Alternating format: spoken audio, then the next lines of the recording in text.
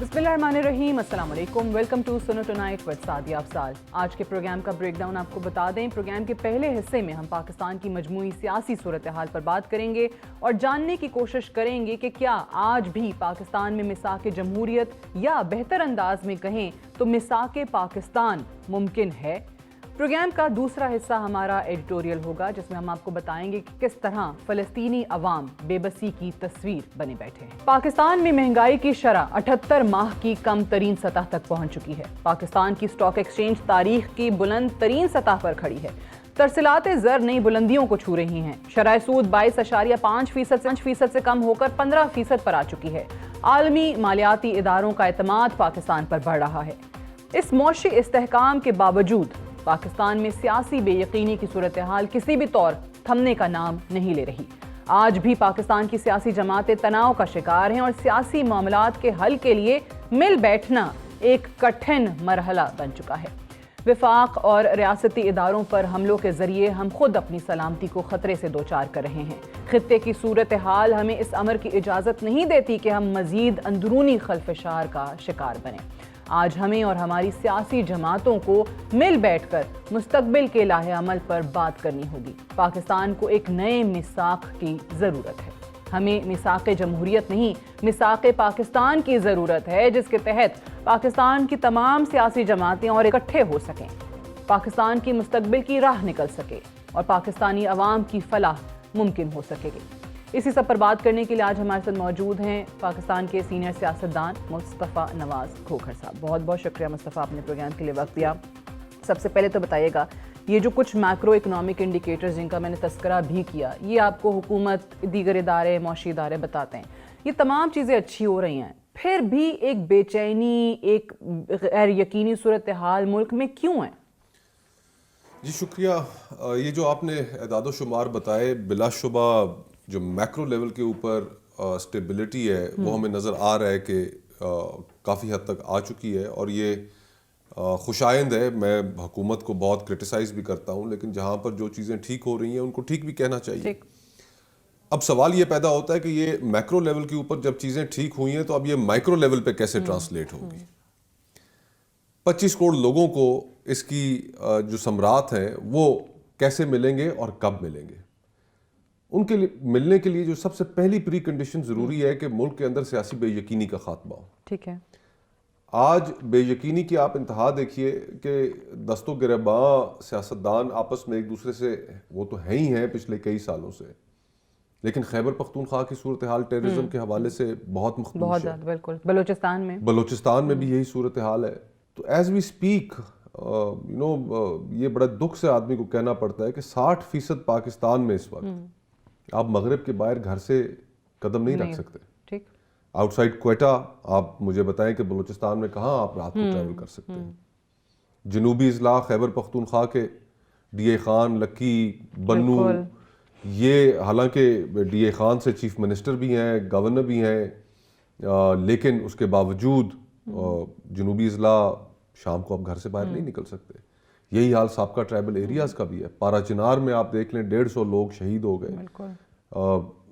तो ये जो मुल्क के अंदर स्टेट की जो रिट का वेपोरेट होना है और पॉलिटिकल क्राइसिस, ये दो हमारे बहुत बड़े चैलेंजेस हैं। और ये जो थोड़े बहुत गेन्स हुए हैं, अगर हमने पॉलिटिकल क्राइसिस को एड्रेस ना किया, ये सिक्योरिटी के मामलात को एड्रेस ना किया, तो ये सारी चीजें हवा हो जाएंगी। ठीक, बिल्कुल सही है। और पाकिस्तान उधर ही आकर खड़ा हो जाएगा, किसी काम के नहीं रहेंगे।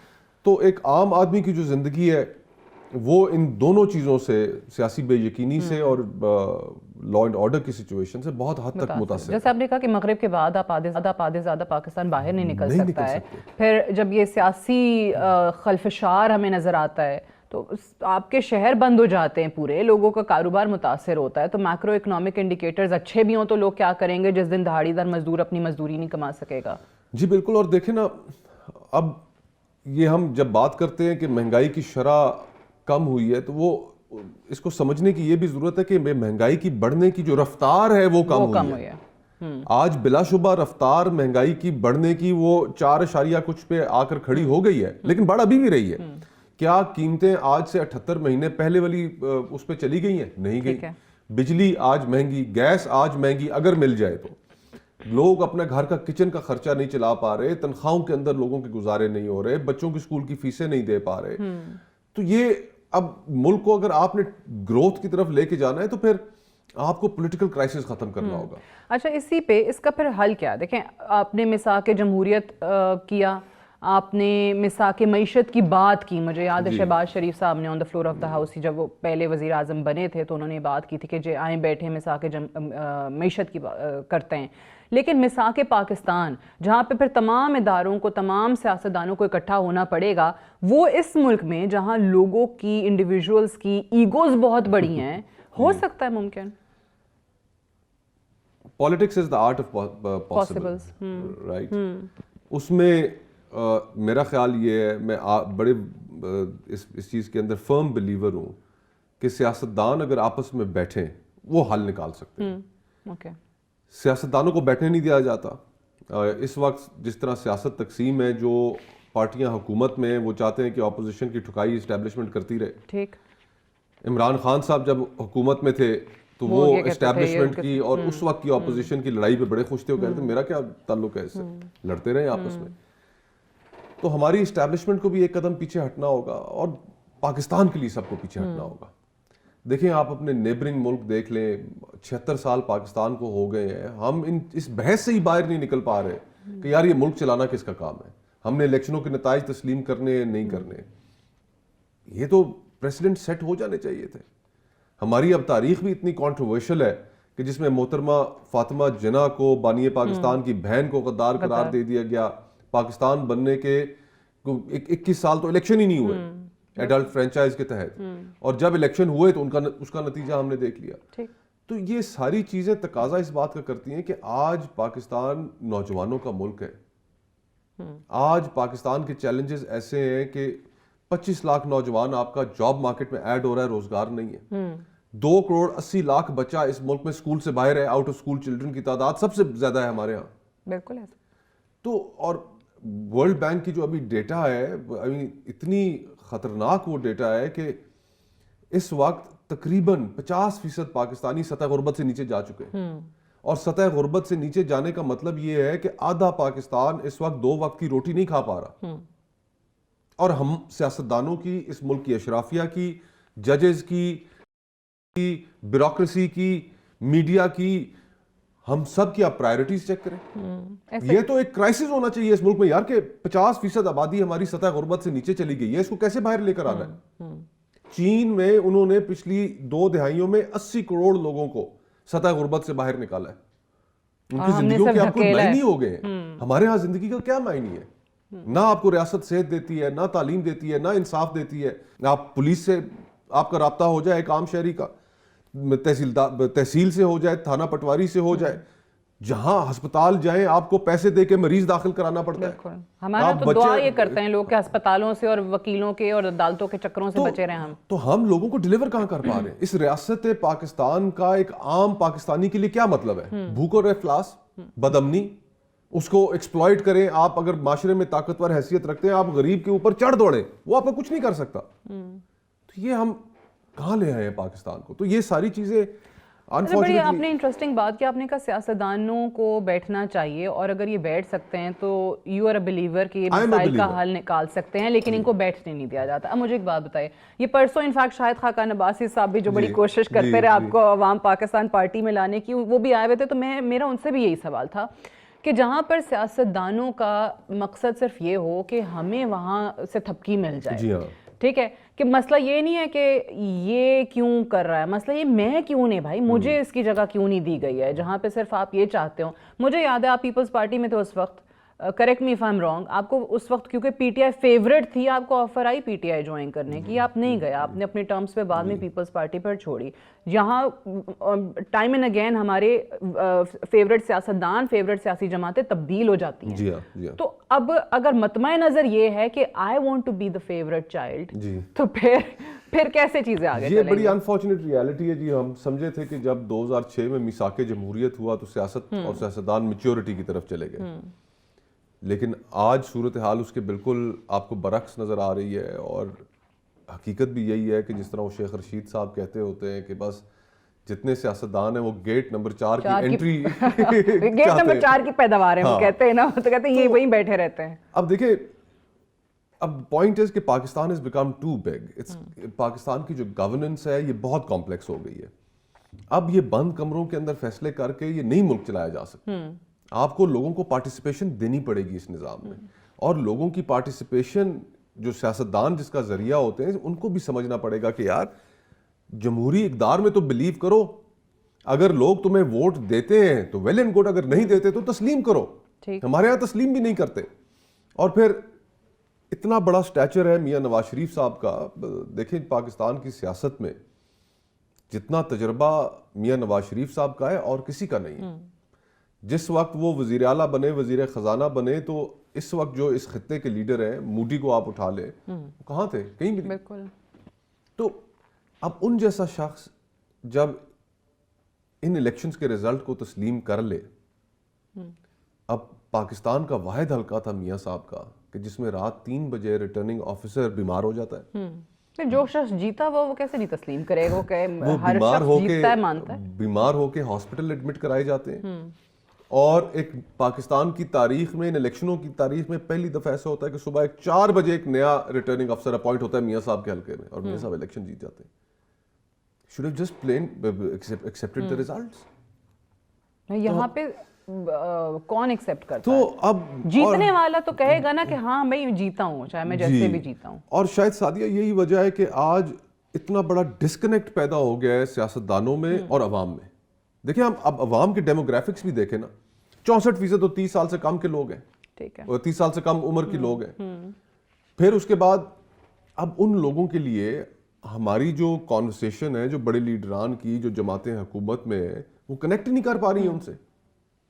ہمیں یہ تسلیم کرنا پڑے گا کہ اس سیگمنٹ آف سوسائٹی میں سب سے پاپولر جو نیریٹو ہے, صحیح یا غلط اس پہ ہم بحث نہیں کرتے, وہ عمران خان کا ہے.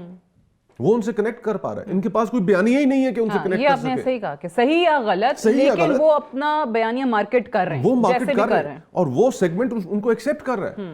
اب یہ اپنی ڈائنیسٹک پالیٹکس سے باہر نہیں نکل رہے. اس کی وجہ کیا ہے کہ دوسری سائڈ کی کریڈیبلٹی نہیں ہے. دوسری سائڈ پہ عوام اگر وہ سچ بھی بول رہے ہو تو اعتماد نہیں کرنا چاہتے. ہاں, کیونکہ کریڈیبلٹی نہیں ہے نا. کریڈیبلٹی سیاست میں بڑا میٹر کرتی ہے. اور اب دیکھیں نا, اب یعنی کہ 90 کی دہائی میں جو مسلم لیگ نون کے چہرے تھے, جو پیپلز پارٹی کے چہرے تھے, آج مجھے بتائیں ان میں کوئی فرق ہے؟ وہی خواجہ آصف صاحب, وہی احسن اقبال صاحب, وہی اسحاق ڈار صاحب. آپ چہرے بھی نہیں بدل سکے. آپ خرم دستگیر صاحب نے ابھی 2 دن پہلے بیان دیا, انہوں نے کہا میں 1 سال ہو گیا میاں نواز شریف صاحب سے ملنے کی کوشش کر رہا ہوں, ملاقات ہی نہیں ہو پا رہی. آپ کہتے ہیں آپ نے عمران خان کے بیانی کا مقابلہ کرنا ہے. کیسے کرنا ہے آپ نے؟ لیکن پھر یہ شکوہ لوگوں کو عمران خان سے بھی ہے کہ عمران خان صاحب جو شروع میں لوگ لائے تھے اور لوگ کہتے تھے کہ ہاں جی نئے لوگ آئے ہیں, ینگسٹرز آئے ہیں بڑے پارٹی میں, ان کو بھی پھر انہی الیکٹیبلز کی ضرورت پڑ گئی تھی, اور پھر وہی اب پارٹیاں چھوڑ کے بھی وہی الیکٹیبلز چلے گئے. تو اس کا حل کیا؟ مصطفیٰ نواز کھوکھر کوئی ایسی اپنی جماعت بنا رہے ہیں یا عوام پاکستان پارٹی میں جا رہے ہیں کہ بھئی جہاں پہ واقعی نئے چہرے آئیں جو نظام بدل سکیں؟ دیکھیں ابھی تو مجھے فرینکلی ایک تو نظر بالکل نہیں آ رہا کہ مستقبل میں ہماری جو یہ کانٹرڈکشنز اور تضادات کریٹ ہو گئے ہیں کہ ان کو حل کرنے میں کوئی بھی دلچسپی رکھتا ہو. سارے سٹیک ہولڈرز اس وقت اپنی اپنی انا میں پھنسے ہوئے ہیں. پاور پالیٹکس ہے اور بہت جلدی اس نے کریش ہو جانا ہے, ہونا ہے. اور اس کریش کے بعد پھر نئی سیاست شروع ہونی ہے. مجھے کسی ایک بڑے وائز آدمی نے مشورہ دیا, انہوں نے کہا کہ یہ تو عمارت گرنے کو ہے, ڈھہنے کو ہے یہ عمارت, تو آپ کیوں جائیں گے اس میں؟ تو جب یہ گر رہی ہو تو اس سے دور کھڑے ہو, اور جب نئی عمارت تعمیر ہونے کا وقت آئے تو اپنا حصہ ڈالو. اب اس نظام میں دیکھیں میننگ لیس اتنی ہو گئی ہے پالیٹکس. اچھا, لیکن وہ عمارت جو گرنے والی ہے اس کو اگر اس کی تعمیر بھی دوبارہ کرنی ہے تو وہ ہوگی کیسے, اور کرنے والا کون ہوگا؟ دیکھیں معاشرہ تھرو کرے گا. اب میں آپ کو بتاؤں, دیکھیں اب یہ بڑی توجہ طلب چیزیں ہیں. ایز وی اسپیک آج بلوچستان میں پالیٹکس بے معنی ہو گئی. ٹھیک, بلوچستان کا آپ کوئی ایک بڑے سے بڑا سیاستدان اٹھا لیں کے مقابلے میں کراؤڈ نہیں نکال سکتا. یہ توجہ طلب چیزیں ہیں کیونکہ پالیٹکس بے معنی ہو گئی. خیبر پختونخوا, آزاد کشمیر میں آپ دیکھیں حیران کن صورتحال ہے کہ تمام پولیٹیکل پارٹیز حکومت میں, تحریک انصاف بھی, پیپلز پارٹی بھی, مسلم کانفرنس بھی, مسلم لیگ نون بھی, لیکن آزاد کشمیر کی سڑکوں کو وہ جوائنٹ ایکشن کمیٹی ہے ایک, وہ کنٹرول کر رہی ہے. سیاسی جماعتوں کے اوپر سے اعتماد ہی لوگوں کو اٹھ گیا ہے. تو یہ اس دور حاضر کا سب سے بڑا کرائسس ہے کہ جی جو جنہوں نے ڈیلیور کرنے کی جو باتیں کرتے ہیں, politics as an institution it is last all credibility. تو کوئی ایک نئی چیز اٹھ کے کھڑی ہو جائے گی, it's only a matter of time. On its own آپ کہتے ہیں وہ ایک ایوالو کرے گی. دیکھیں خیبر پختونخوا میں جب وہاں کی پولیٹیکل جماعتوں نے وہ گفتگو کرنا چھوڑی جو وہاں کے لوگ چاہتے تھے کہ گفتگو ہو, نیچر ایبہورز ویکیوم نہیں رہتا, خلا نہیں رہتا, اس خلا کو کوئی نہ کوئی ضرور پور کرے گا. اور توجہ طلب یہ ہمارے سامنے چیزیں ہو رہی ہیں جس سے ہمیں نظر آ رہا ہے کہ یہ صرف اوپر ایک ڈھانچہ رہ گیا ہے, عوام سے اس کا تعلق ختم ہو گیا ہے. سو یہ دیکھیں یہ ایگزامپلز ہیں ہمارے سامنے, یہ ان کو جھٹلایا نہیں جا سکتا. اور یہ تو it's only a matter of time کہ یہ سب زمین بوس ہو جائے گا. یہ جو تو آپ کہتے ہیں کہ جب دوبارہ تعمیر ہو رہی ہو تو اس میں آپ اپنا حصہ ڈالیں گے, ابھی فی الحال نہیں, تو اگلا الیکشن جب بھی ہو. لیکن مسئلہ وہ یہ نا کہ ہمارے ہاں الیکشنز پہ بھی تو کوئی کام نہیں ہے نا, الیکٹورل ریفارمز کی طرف کوئی توجہ نہیں ہے. پھر الیکشنز, پھر وہی دھاندلی کا شور ہوگا, پھر ایسے الزامات ہوں گے, نتائج تسلیم نہیں کیے جائیں گے, ہم وہیں کے وہیں بیٹھے رہیں گے. دیکھیں الیکشنز تک پہنچنا جو ہے وہ بڑا مشکل ہے, بہت مشکل ہے, کیونکہ ہم اتنی لوگ دور جا رہے ہیں, لوگوں کے اندر اتنی پولرائزیشن ہے. یا تو ہمیں الیکشنوں کے نتائج بنوان تسلیم کرنے پڑیں گے پھر جیسے ہوں, پھر یہ فارم 47 والا قصہ یہ تو بالکل ہی نہیں چل پائے گا. 2018 میں بھی ہوا, RTS فیل ہوا, ریکارڈ کی بات ہے. 2024 میں بدترین ہوا. تو اگر آگے اس طرح چل رہے ہیں, اب تو مجھے تو یہ لاسٹ اینڈ پہ یہ نظام کی یہ ساری آخری سانسیں نظر آ رہی ہیں, ڈسپریشن نظر آ رہی ہے کہ کسی طرح بس اس کو چلاتے رہیں. لیکن وہ اپنی چلنے والا نہیں ہے, ایکسپائری ڈیٹ کے قریب, ایکسپائری ڈیٹ بلکہ گزر چکی ہے. مصطفیٰ نواز کھوکھر صاحب کا ماننا ہے کہ اس نظام کی ایکسپائری ڈیٹ گزر چکی ہے, یہ نظام چلنے والا نہیں ہے. ایک بریک لے لیں اسی نوٹ پہ, بریک سے واپس آتے ہیں, ڈسکشن کو آگے بڑھائیں گے. Stay tuned.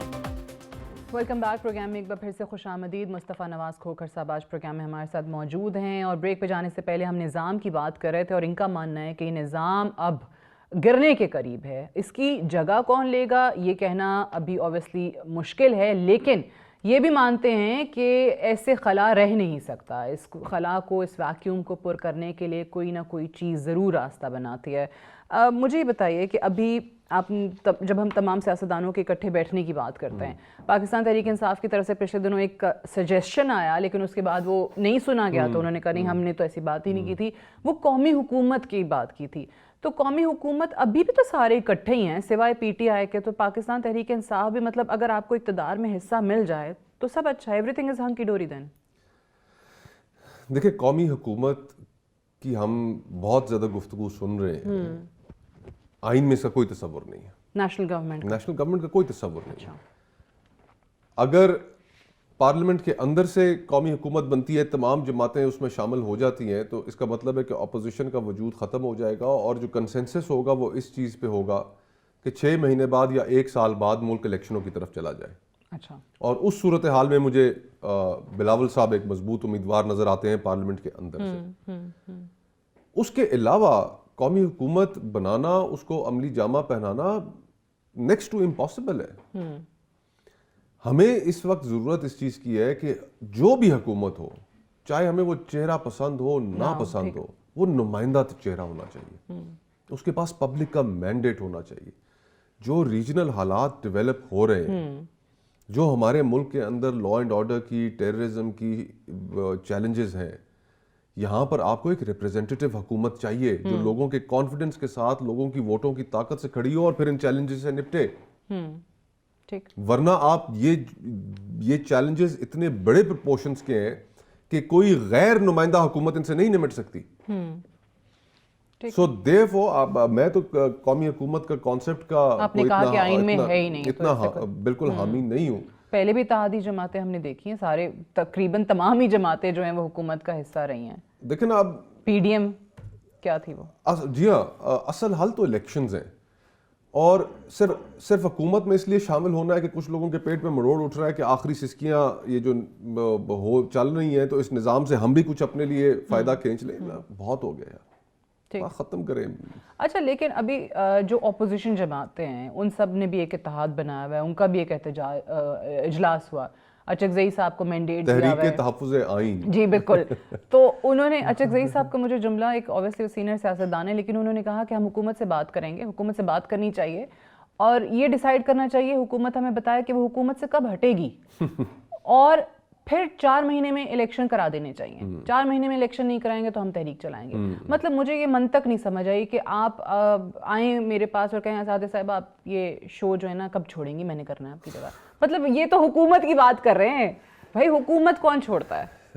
دیکھیں کہ وہ خود بتائیں کہ جی ہم 2 مہینے بعد چلے جائیں گے, جی آپ آ جائیے گا.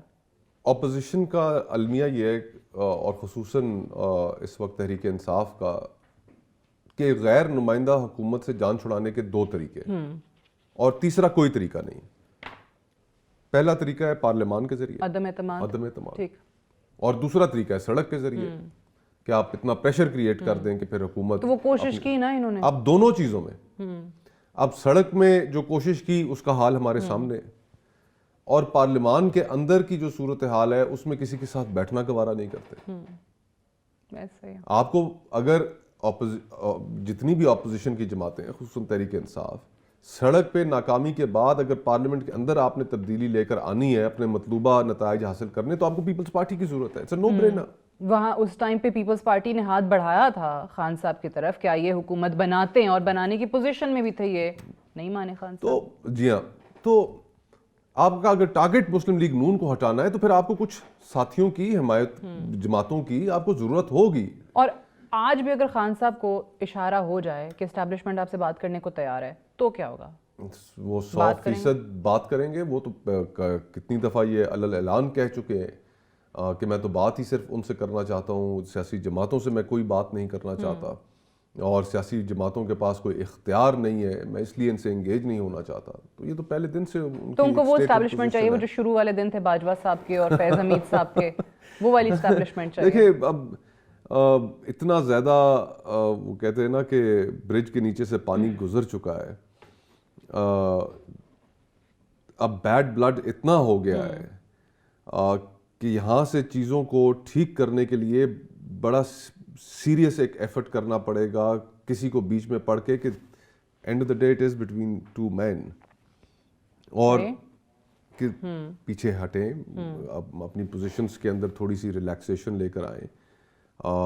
اگر تو یہ نظام چل رہا ہوتا, ڈیلیور کر رہا ہوتا, تو چلیں ایک ایکسیپشن بنائی جا سکتی تھی, لیکن وی کین سی کہ یہ نظام بھی نہیں چل پا رہا. بالکل ٹھیک. ایک چیز, 2 لوگوں کی, یا وہ کہتے ہیں نا 2 بڑے لوگوں کی یہ جنگ ہے اور ہم سب دیکھ رہے ہیں, سارا کچھ جو بھی کہنا اس کو نام دینا چاہیں, لیکن اس میں ایک طرف یہ کہ آپ کہیں کہ جی ریاست ہمارے سے ظلم کر رہی ہے, زیادتی کر رہی ہے, سڑکوں پہ آتے ہیں, مارتے ہیں, یہ کرتے ہیں, وہ کرتے ہیں, لیکن اس میں ایک اور چیز جو شاید ہم ریاست کا, ملک کا نقصان کر رہے ہیں, nobody is realizing that کہ ہم عوام اور فوج کے لیے عوام کے دلوں میں نفرت ڈالنے کی کوشش کر رہے ہیں.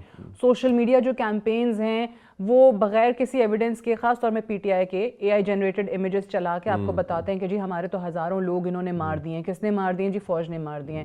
اب آپ نے اپنی فوج کو اگر کمزور کیا تو اب دیکھیں لیبیا میں کیا ہوا ہے, سیریا میں کیا ہوا ہے.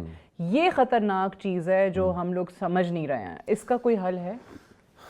دیکھیں اس میں تو کوئی شک والی بات ہی نہیں ہے کہ ایک مضبوط فوج جس طرح کے ہم خطے میں رہتے ہیں ہماری ضرورت ہے. بالکل. ہمارا اختلاف فوج کے وجود سے کسی پاکستانی کا تو ہو ہی نہیں سکتا. سیاسی کردار کے اوپر. اب سیاسی کردار کے اوپر بھی جو اختلاف ہے اس میں سیاسی جماعتوں کو بھی یہ کلیئر ہونا پڑے گا کہ ہم ان کی حمایت نہیں لیں گے. بالکل ٹھیک. یہاں پر ایک جماعت اگر اس کو حمایت اس کو نہیں ملتی تو باقی 10 لائن میں کھڑی ہوتی ہیں لینے کے لیے. ایسا ہی ہے. اس رویے کو سیاستدانوں کو بھی تبدیل کرنا ہوگا. اور دوسرا پھر اسٹیبلشمنٹ کے بھی پوائنٹ آف ویو سے اگر دیکھیں, اب the thing is کہ Pakistan has also become too big. 25 crore لوگوں کا ملک ہے, کل کو 30 کا ہو جائے گا, 35 کا ہو جائے گا. یہ نہیں چل سکتا اس طرح. ہمیں اپنے فنڈامنٹلز گورننس کے ٹھیک کرنے پڑیں گے. وہ زمانے اب چلے گئے. تو اس کانٹیکسٹ میں یہ بھی بڑی اہم چیز ہے کہ دیکھیں محسوس میں بھی یہ کر رہا ہوں, سوشل میڈیا دیکھتا ہوں, آگے پیچھے لوگوں میں بیٹھتا ہوں, گفتگو سنتا ہوں, خلیج بڑھتی جا رہی ہے, خلیج بڑھتی جا رہی ہے. اور جس طرح آپ نے شروع میں بات کی تھی کہ whether right or wrong but وہ نیریٹو اپنا مارکیٹ کر رہے ہیں, تو اگر وہی شخص, وہی لیڈر جیل میں بیٹھ کے آرمی چیف کے خلاف نام کے ساتھ آرٹیکلز لکھتے ہیں انٹرنیشنل میگزینز میں, جو کہ وہاں کی آڈینس کے لیے انہی سے بات کرنی ہے, بٹ اگین وہی بات ہے کہ آپ, کیونکہ آپ کی بات سنی جا رہی ہے اس وقت, آپ کو لوگ سن رہے ہیں, اگر آپ جھوٹ بھی بول رہے ہیں نا تو آپ نے ایسا لوگوں کے دماغ میں کوئی گھر کر لیا دل میں کہ آپ کی بات مان لیں. اس میں بھی سادیہ قطع کلامی کی معذرت چاہتا ہوں, دیکھیں قصور حکومت کا اپنا ہے کہ آپ نے وکٹم ہوڈ کا اتنا بڑا نیریٹو دے دیا. اب یہ تو ایڈمیٹڈ فیکٹس ہے نا کہ جو پروسیکیوشن ہونی چاہیے تھی 9 مئی کے حوالے سے, لیکن پرسیکیوشن نہیں ہونی چاہیے تھی. لوگوں کے گھر کئیوں کے توڑے گئے, لوگوں کی گرفتاریاں ہوئیں. پہلے تو لوگوں سے 10 میل دور نواز شریف صاحب گرفتار ہو گئے, زرداری صاحب ہو گئے, شاہد صاحب ہو گئے. اب تو ہر یونین کاؤنسل میں, ہر گاؤں میں ان کی اپنی کہانی ہے. اور پھر ہمارے ہاں ماشاءاللہ پولیس تو پھر چڑھ دوڑتی ہے نا, وہ تو مال بنانے کا ایک موقع مل جاتا ہے انہیں. تو اتنی وہ لوگوں کے اندر ایک سمپتھی ویو ہے اس وقت, وکٹم ہوڈ کا نیریٹو سیل ہو رہا ہے, اور اس کی رائٹ فل ریزنز بھی ہیں. تو حکومت یہ کرنا تو بند کرے. اچھا, اگر یہ جس طرح پی ٹی آئی نے چلیں آغاز کیا, تھوڑی سی سینٹی پریویل کی کہ ہم مذاکرات پہ آتے ہیں, مجھے نہیں پتا کتنے سیریس ہیں, سب لوگوں کو اس میں شک ہے کیونکہ ماضی کی ایگزامپلز موجود ہیں, بٹ اگر 1 پوائنٹ ایجنڈا یہ ہے پی ٹی آئی کا کہ خان صاحب کی رہائی, خان صاحب کو جیل سے باہر, اگر حکومت اس میں کرتی ہے, خان صاحب باہر آ جاتے ہیں, تو ایٹ لیسٹ یہ وکٹم بننے والی چیز تو ختم ہو جائے گی. اس کا کوئی سیاسی فائدہ ہوگا حکومت؟ اچھا, ایسے گھبراتے ہیں کہ اس میں دیکھیں فیکٹس, حقیقت کو مد نظر رکھ کے بات کرنی چاہیے. دیر از نو ڈاؤٹ کہ عمران خان صاحب اس وقت بہت پاپولر ہے. جس دن وہ جیل سے باہر آئیں گے تو شاید جلوس کا ایک سرا پشاور میں ہو اور دوسرا لاہور میں. ٹھیک, گھبرانے کی کیا ضرورت ہے؟ آپ کے پاس اگر اپنا کوئی متبادل بیانیہ نہیں ہے تو اس میں باقیوں کا کیا قصور ہے؟ شہید بے نظیر بھٹو 1986 میں جب واپس آئیں تو پاکستان کی تاریخ کا آج تک اس سے بڑا اجتماع نہیں ہوا جو لاہور میں ہوا تھا. لیکن ضیاء کو کیا فرق پڑا؟ وہ تو اسی طرح بیٹھے رہے. ہر جلسے کے اندر شہید بی بی اے اس کے بعد نعرے لگواتی تھیں, اور خلق خدا سامنے ضیاء روے یا جاوے, اور آگے سے پبلک کہہ رہی ہے جی جاوے جاوے. کیا وہ جس وقت جہاز نہیں گرا تو اس وقت ہوا تو کچھ نہیں. تو گھبرانے کی ضرورت نہیں ہے.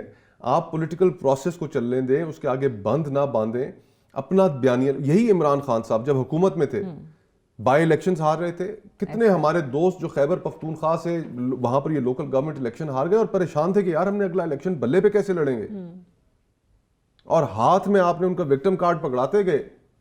عدم اعتماد نہ ہوتا تو بہت لوگ کہتے تھے خان صاحب کی حکومت اگر پورا ٹائم کرتی تو لوگ اگلے الیکشن میں ان کو ووٹ ہی نہ کرتے, کیونکہ مہنگائی بہت زیادہ, مہنگائی جو لوگوں جو وعدے کیے تھے 1 کروڑ نوکری, 50 لاکھ گھر, ڈیلیور ہی نہیں کر پا رہے تھے کسی چیز کے اوپر. تو لوگوں نے پنش کرنا تھا, لیکن آپ نے وقت سے پہلے وکٹم کارڈ ہاتھ میں پکڑا دیا. تو وہ وکٹم کارڈ جو سیاستدان گریبان پھاڑ کے وکٹم کارڈ ہاتھ میں لے کے عوام میں جاتا ہے, عوام ویلکم کرتے ہیں. اچھا, ایک سوال میں بہت سارے سیاستدانوں سے کرتی ہوں کہ اگر ہم تینوں party, obviously P T I جب آئی تو لوگ خوش تھے, تھوڑا سا کانفیڈنس بحال ہوا سیاست میں کہ اسٹیٹس کو بریک ہوگا, 2 پارٹی سسٹم سے ہم نکلیں گے. لیکن نواز شریف صاحب باہر گئے, جلا وطن ہوئے, تو ان کے چلیں بیٹی نے پھر مزاحمت کی سیاست شروع کر دی, اب بھائی نے فہم و تفہیم کے ساتھ معاملات حل کرنا چاہے, تو کوئی تھا پارٹی کو دیکھنے کے لیے. اب بھی اگر ہم دیکھیں پیپلز پارٹی کی طرف تو بھٹو صاحب کی شہادت کے بعد بیوی تھی, بیوی کے بعد ان کے بیٹے ہیں, یا چلیں ان کے ہسبینڈ نے بھی کافی عرصہ پارٹی کو جس بھی طریقے سے سنبھالے رکھا. یہاں پہ کون ہے؟ ادھر تو ان کا ایک شخص کا بیان دوسرے سے نہیں ملتا ہے.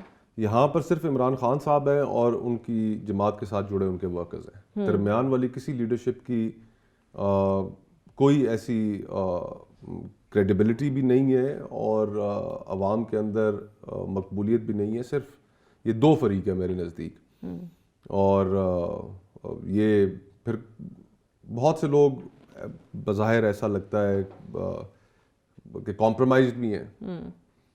تو ہر کسی نے اپنی ایک پوزیشن مخصوص انسٹرکشنز کے اوپر لینی ہوتی ہے جو ایک کیوس کا سما پیش کرتی ہے. تو I think they've got to put their house in order. Groups وغیرہ ختم کرنے پڑیں گے, انٹرنل رائولریز ختم کرنی پڑیں گی. رائٹ. مصطفیٰ نواز کھوکھر صاحب, thank you very much for joining us on the show. Take away. Mustafa صاحب کا ماننا ہے کہ یہ نظام بڑی تیزی سے, یہ جو عمارت ہے گرنے کے قریب ہے, اس کو دوبارہ تعمیر کرنا پڑے گا, اور جب دوبارہ تعمیر ہو رہی ہوگی تو وہ حصہ ڈالیں گے, اس سے پہلے جو ہے وہ اس نظام سے دور رہنا چاہتے ہیں. Will take a short break here, stay tuned. Gaza میں امن کی راہ بنتی ہوئی دکھائی نہیں دے رہی. امریکہ میں سیاسی تبدیلی کو مشرق وسطیٰ میں بھی تبدیلی کا پیش خیمہ دیکھا جا رہا تھا, مگر ٹرمپ کے صدر منتخب ہونے کے بعد صورتحال یکسر تبدیل ہو چکی ہے. نو منتخب صدر کا آواز اور لہجہ بدل چکا ہے. فلسطین میں قتل عام کا سلسلہ ان کے لیے بے معنی ہو چکا ہے. فلسطین میں جنگ بندی کی بات کرنے کی بجائے نو منتخب صدر حماس اور فلسطین کو دھمکاتے ہوئے دکھائی دے رہے ہیں, اور واضح الفاظ میں دھمکی دیتے ہوئے کہتے ہیں کہ اگر 20 جنوری تک تمام اسرائیلی یرغمالیوں کو رہا نہیں کیا تو مشرق وسطیٰ جہنم بن جائے گا. اسرائیل کی مکمل حمایت کا نتیجہ یہ نکلا کہ فلسطینی عوام پر اسرائیلی جارحیت کم ہونے کی بجائے پہلے سے بھی بڑھ چکی ہے. قتل عام کے سلسلے میں مزید تیزی آ چکی ہے. نو منتخب صدر ڈونلڈ ٹرمپ اسرائیل کی حمایت میں صدر بائیڈن سے بھی آگے جاتے ہوئے دکھائی دے رہے ہیں. صدر ٹرمپ نے یرغمالیوں کا ذکر تو کر دیا, مگر فلسطین کی ابتر صورتحال کا تبصرہ کرنا شاید وہ بھول گئے. لیکن ہم آپ کو غزہ کی صورتحال بتاتے ہیں. انٹرنیشنل ریسکیو کمیٹی کی تازہ رپورٹ کے مطابق غزہ میں درجہ حرارت گر رہا ہے. شدید بارشوں نے صورتحال مزید ابتر بنا دی ہے. خیموں میں رہنے والے خاندانوں کے لیے اپنے آپ کو بچانا مشکل ہو چکا ہے. 40% سے زائد خیمے اب مکمل طور پر خراب ہو چکے ہیں, جو نہ سردی روکنے کے قابل ہیں اور نہ ہی بارش. صحت کی صورتحال ابتر ہو چکی ہے. بارشوں کے باعث بیماریوں میں اضافہ ہو رہا ہے. جلد اور سانس کی بیماریاں بڑھ رہی ہیں. 10 لاکھ سے زائد کیسز ایسے رپورٹ ہو چکے ہیں جن کو سانس کی بیماری لگ چکی ہے. بہت سی مائیں اپنے بچوں کو دودھ پلانے کے باعث غذا کی کمی کا شکار ہو چکی ہیں, اور ان کے لیے اپنے بچوں کی خوراک پوری کرنا مشکل ہو گیا ہے. 42,000 سے زائد حاملہ خواتین پہلے سے ہی بھوک کا شکار ہیں. گزشتہ 15 ماہ کی اسرائیلی جارحیت کی وجہ سے 90% فلسطینی آبادی اپنے گھروں سے بے گھر ہو چکی ہے, اور ان تک خوراک کی رسائی انتہائی دشوار ہے. جو تھوڑی بہت خوراک غزہ تک پہنچتی ہے وہ بھی اسرائیلی فضائی بمباری کی وجہ سے ضرورت مندوں تک نہیں پہنچ سکتی. گزشتہ 15 ماہ سے غزہ بجلی کی سہولت سے بھی محروم ہے. عالمی قوانین کے تحت اسرائیل پر لازم ہے کہ انسانی ہمدردی کی بنیاد پر خوراک اور ادویات کی رسائی کو ممکن بنایا جائے. انٹرنیشنل ریسکیو کمیٹی نے اپنی رپورٹ میں مطالبہ کیا ہے کہ فوری طور پر ایندھن, خوراک, صاف پانی, ادویات اور عارضی رہائش کی فراہمی کو ممکن بنایا جائے, تاکہ ہزاروں کی تعداد میں حاملہ خواتین, بچوں اور بوڑھے افراد کی جان بچائی جا سکے. رواں ہفتے ایمنسٹی انٹرنیشنل نے بھی غزہ میں اسرائیلی مظالم پر ایک تفصیلی رپورٹ جاری کی ہے, جس میں بتایا گیا ہے کہ اسرائیل کی غزہ میں جاری کارروائیاں نسل کشی کی قانونی حد کو عبور کر چکی ہیں. رپورٹ میں مزید کہا گیا ہے کہ مہینوں تک اسرائیل نے غزہ کے فلسطینیوں سے کم تر انسان یا سب ہیومن کے طور پر سلوک کیا اور ان کو جسمانی طور پر نقصان پہنچایا ہے. ایمنسٹی انٹرنیشنل کے سیکریٹری جنرل ایگنس کالامارٹ کا کہنا ہے کہ ہماری رپورٹ کو دنیا کو ایک ویک اپ کال کے طور پر لینا چاہیے, اور اب فلسطین میں اسرائیلی کارروائیوں کو رکنا چاہیے. غزہ میں تباہ کن انسانی صورتحال سے متعلق متعدد وارننگز اور لوگوں کو امداد پہنچانے کے عالمی عدالت کے فیصلوں کے باوجود اسرائیل نے اپنی کارروائی کو جاری رکھا ہے. عالمی اداروں کی رپورٹس نہ مغرب کو جھنجھوڑ سکیں اور نہ ہی مسلم دنیا کو بیدار کرنے میں کامیاب ہو سکیں. صہیونی ریاست کا سب سے بڑا حمایتی امریکہ آج بھی اسرائیلی جارحیت کو ماننے سے انکاری ہے. امریکی دفتر خارجہ کے ترجمان ویدانت پٹیل نے ایمنسٹی انٹرنیشنل کی رپورٹ کو رد کرتے ہوئے کہا ہے کہ ہم رپورٹ کے نتائج سے متفق نہیں ہیں. ہم نے پہلے بھی کہا ہے کہ نسل کشی کے الزامات بے بنیاد ہیں. ہم غزہ میں نسل کشی کے الزامات کی تحقیقات جاری رکھیں گے. آج فلسطین اور فلسطینی عوام دنیا کے سامنے بے بسی کی تصویر بنے بیٹھے ہیں, لیکن ان کی پکار سننے والا کوئی نہیں. یا اللہ فلسطینی عوام پر رحم فرما. آمین. That's all for tonight. Good night and Allah.